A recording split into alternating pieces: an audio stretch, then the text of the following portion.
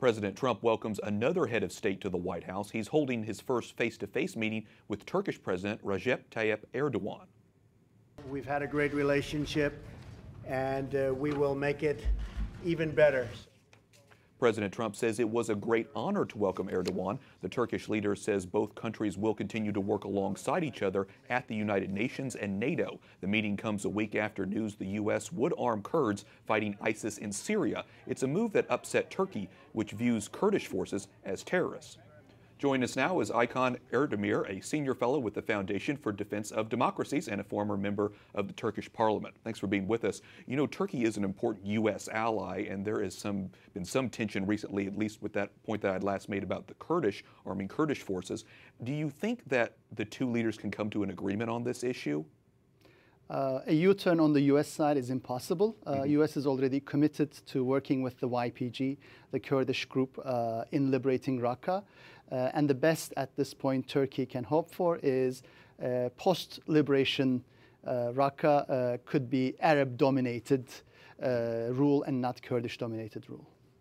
Well, the leaders didn't address human rights in this particular meeting today, but there is an American pastor, Andrew Brunson, who has been in a Turkish jail now for 7 months because of his Christian faith. Is there any hope of his being released at any point?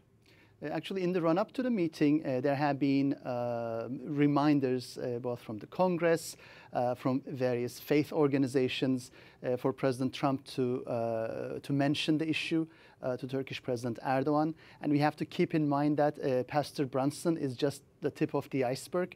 Turkey's Jews and Christians have been under immense pressure, especially since the abortive coup in 2016. And U.S. Pastor Brunson has been held in prison. There's no due process, there's no attorney-client privilege, and anyone who has seen the case knows that it's really based on ludicrous charges of being a member of an armed terrorist organization. I think this was a missed opportunity.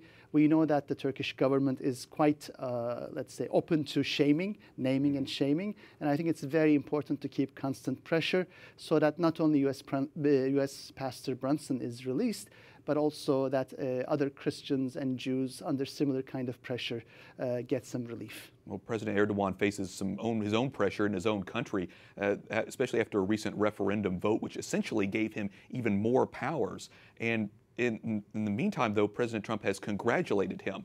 What do you think the relationship is like between Trump and Erdogan right now?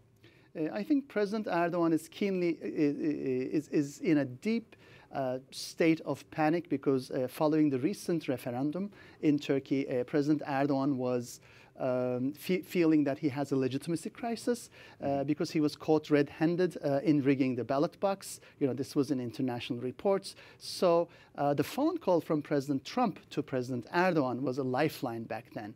So I think President Trump today knows how desperate President Erdogan is for this one-to-one opportunity, for this photo op in Washington, because it gives him some level of legitimacy back home.